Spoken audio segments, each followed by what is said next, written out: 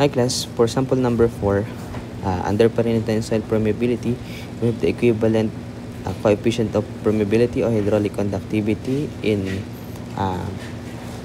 vertical and horizontal direction in a stratified soil. Okay? Sabi dito, a cylindrical mold 4 cm in diameter is filled with silt to a height of 15 cm, whose coefficient of permeability is equal to 1.1 times 10 raised to negative 2 cm per minute. No? A second coaxial mold is placed around the first mold to form an annular ring whose outside diameter is 10 cm and whose height is also 15 cm. Okay, so pantay sila, pantay yung dalawang sand natin na magkaiba. Its thickness is negligible. The second mold is filled with sand whose coefficient of permeability is K sub 2 is equal to 8.2 times 10 raised to negative 2 cm per minute. The test setup is a permeameter of constant head. Water is placed in a mold and maintained at the level of 36 cm above the level of the outlet. What is the flow of water in cubic centimeter? What is the equivalent of coefficient of permeability in centimeter per minute? And what is the total amount of water percolated after 55 minutes? Okay? So basically class here, hindi na natin pwedeng gamitin ito. No? Hindi na natin actually pwedeng gamitin ito. Bakit? Kasi ito ay na-derive using the 1 meter strip. So basically, ina-assume natin na kumbaga yung soil natin is just parang cube or parang rectangular prism. Okay? Kasi nakaano nga siya, no? Meron siyang perpendicular to the screen na 1 meter strip na ina-assume natin. Okay? Kaya hindi natin ito pwedeng gamitin. Kasi nga bakit? Diba class? O, paano ba? Sabi dito, meron daw tayong dalawang klase ng sand, no? Pabilog, no? Kaso class, hindi ito yung usual na nakikita natin na parang square, no? Or rectangular prism, no? Instead, pabilog siya na pa-tube, okay? So, ibig sabihin, hindi na natin magagamit yung formula natin na na-derive from previous natin na discussion ng concept. Instead, gamitin lang natin yung concept na natutunan natin, ano? Okay? So, kung mapapansin mo, class, sabi dito, meron daw tayong tube. Ito daw part na to, silt at saka sand. Ibig sabihin, yung parang nagbilot tayo ng tube ng silt. Yun, class. Then, saka natin siya pinaloob dun sa gitna ng sand. No? Tapos, given ng kanilang mga diameter. Tapos, yung sand at silt natin na soil sample ay equal lang sila na 15 cm. Okay, yung pinaka-diameter ng tube ay ilan? We have 10 cm. Tapos, yung diameter ng silt na nandun sa loob ng sand ay ilan? 4 cm. Okay? Pero class, pansinin mo. Kung ito daw ay, kung ito yung ating water surface, kung mapapansin natin class, diba? Yung direction ng flow natin ay magmumula dito pag ganun. Diba kasi pag ganun yung direction ng flow natin, no? Kaya sir, asa ng, hindi natin alam kung nasan yung yung boundary nung natin, yung boundary nung ating soil layer kasi nga, o yung bedding plane kasi nga bilog na siya this time, hindi na siya square or rectangular. Okay? Kaya ibang approach yung gagawin natin, pero still kaya natin diniscuss yung derivation ng formula at yung concept. Okay? So basically ganito ang ating direction ng flow, no? Tutulak siya from this point to this point, no? Okay? So paano ba ang mangyayari dito, class? Ngayon, yung concept natin here, ano bang hinahanap natin? Sabi natin dito, hinahanap sa atin ay ano? So basically, ang hinahanap sa atin sa AA, hinahanap ay yung, simple hinahanap lang naman dito is yung flow rate of water. So basically, flow rate of water. Okay? So flow rate daw ng water in cubic centimeter. Class, diba sabi natin, Q is just equal to KIA. Pero sabi natin, hindi natin ito magagamit, no? Kasi nga, meron tayong dalawang type of sand na magkaiba, no? O dalawang magkaibang type of soil, no? Meron tayong sand at silt. Kaya if di ba class, sabi natin, yung principle natin, kung ano yung pumapasok na flow rate, siya din yung lalabas sa summation ng lahat ng flow rate from our layer. So basically, paano ba? Di ba ganun yung class? Yung total flow rate natin o yung equivalent flow rate natin ng kabuuan ng ating whole soil sample, di ba yun ay equal sa summation ng lahat ng flow rate ng ating layer o ng ating soil sample. Di ba class? Q3 plus Q3 plus Q sub N. Di ba class, ganyan yung formula natin nun? And by that, madiderive na natin. Kasi sabi natin, yung Q simply ay equal saan? Q Q, yung Q1 ay equal to, ano yan class? Diba yan ay Q ng sand? Diba yan ay equal to Kia lang din? Kaso, since we're, for example, i-denote natin yung Q1 as Q ng sand, no? And then yung Q2, since dalawa lang naman yung flow rate natin here, na tutulong para makuha natin o mag-equal, o di ba sabi natin, since dalawa yung layer natin, dalawa din yung Q. O kumbaga, since dalawa yung layer natin, dalawa din yung contribution of flow rate nun, equal yon sa flow rate total o sa flow rate equivalent flow rate natin. O ibig sabihin yung Q2, ito yung Q silt natin, class. Okay? Ano ba, class? Yung sabi natin, yung Q ay simply equal to KIA. No? Kung ito si Q1, dapat we need to be specific. Anong K ang gagamitin natin? Anong I at anong A? So basically, di ba? Siyempre, Q ng sand, di ba? I ng sand, o hydraulic gradient ng sand, at saka area ng sand. Tama ba, class? And then, ganun din yung Q2. Ano ba sabi natin? Silt. E di, syempre, we need to be specific. Kia pa din yan, pero kailangan K ng silt, I ng silt, and then A ng silt. Tama ba, class? With that, madiderive na natin nun actually. Ang derivation of formula natin na gagamitin ay Q, yung total o yung U equivalent, ay equal lang sa K ng sand, I ng sand, A ng sand, and then we have plus K ng silt, area ng I ng silt,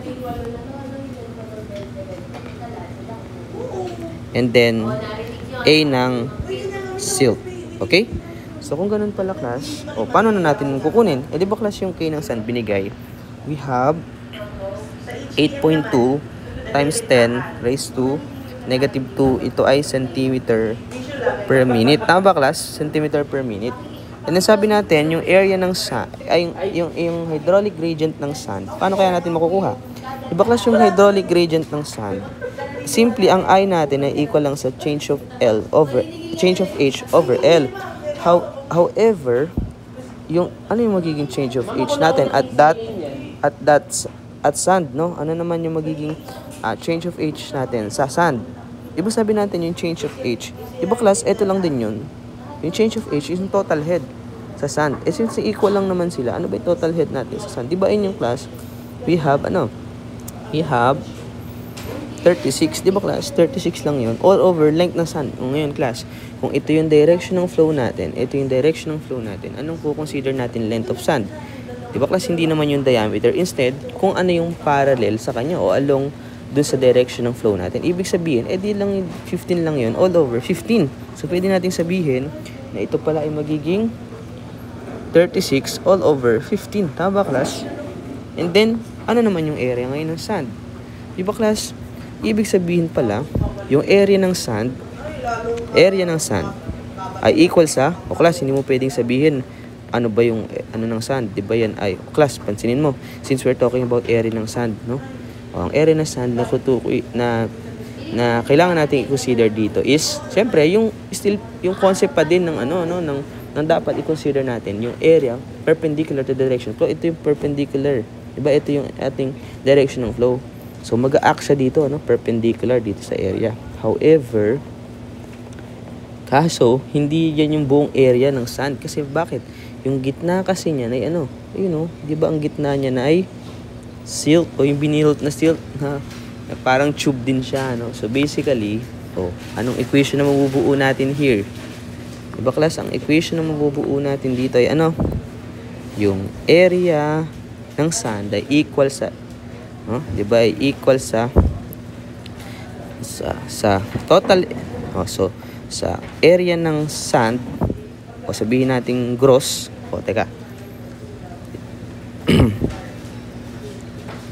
area ng sand gross minus area ng silt. Tama ba, class? Tama ba, Salt? Ibig sabihin, pwede pala nating na, di ba sabi natin yung, kasi ito ay circle. So, basically, ang area ng circle in terms of diameter is pi over 4 d squared. No? Kaso nga, kung ang ginamit nating d dito, pag ang ginamit nating D dito ay yung 10 cm, mamamali tayo. Mamamali tayo dyan, class. Bakit? Kasi yung 10 cm, kabuuan yan. Yung 10 cm, eto yun, kasama yan, class. Class, hindi naman yan kasama sa area ng sand. Kasi yung area ng sand, may butas siya dun sa gitna. Kailangan natin i-cater o i-subtract yung area, which is yun yung area ng silt, no? Kaya ibig sabihin ng magiging equation natin, class, magiging equation natin ay ganito. Magiging equation natin is pi over 4. And then yung D natin nakabuo ang diameter minus kung ano yung diameter ng ating silt. Ano ba yung diameter ng silt? Diba yun ay 4 squared lang din. So, class, pinactor out lang natin ito kasi simple, ganito lang din yan, ano? Pi over 4, 10 squared minus pi over 4, 4 squared naman. So, basically, pinactor out lang natin yung pi over 4, then we arrive at this equation. So, ganun pala siya, class, ano? Nagwo-work. Okay? So, basically, you have pi 10 squared minus 4 squared all over 4. No? So, pag ganun. Okay? So, plus. Ano naman yung equation na mabubuo pa natin? O, same lang din, class, diba?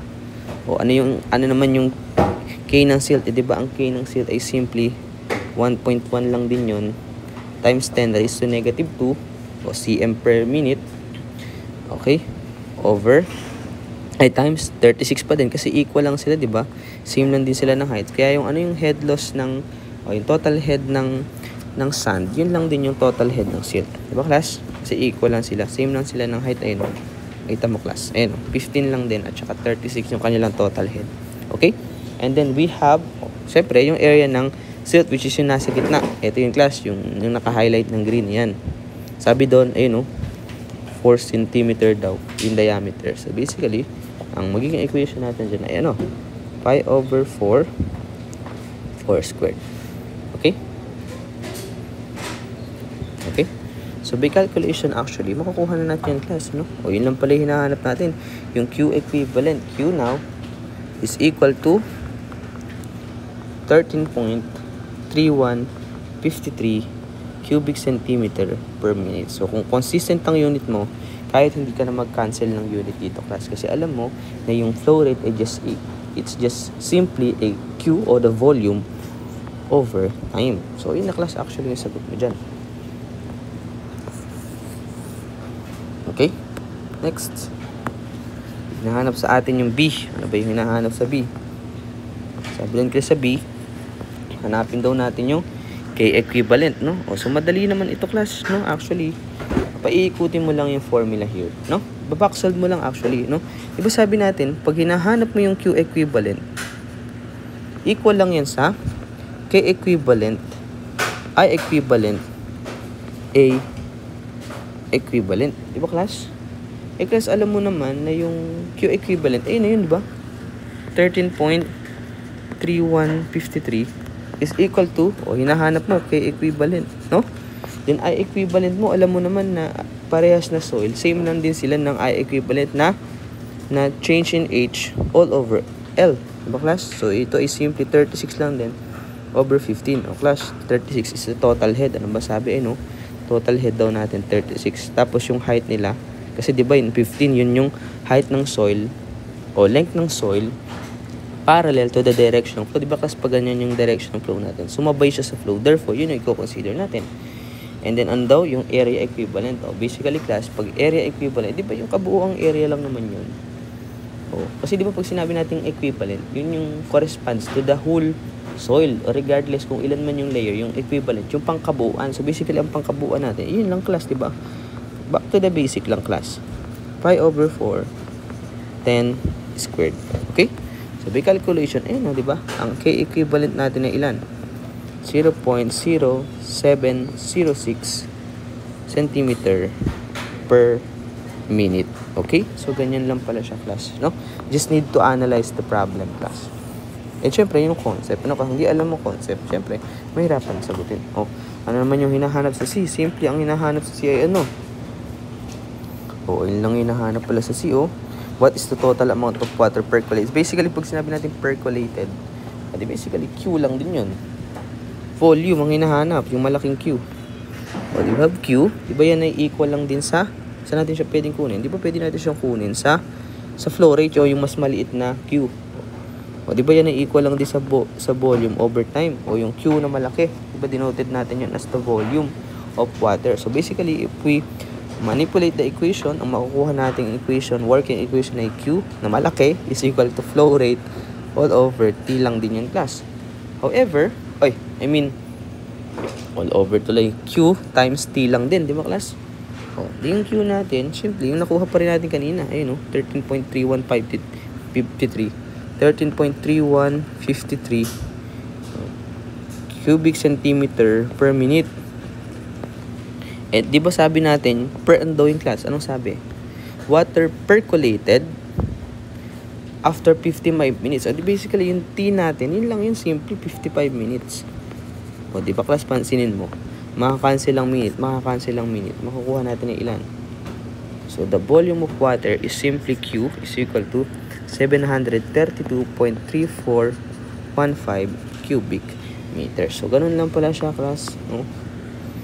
Okay, so medyo analyze lang natin. Kaya pansinin mo, class, no? Parang concept-based lang yung ginamit natin dito.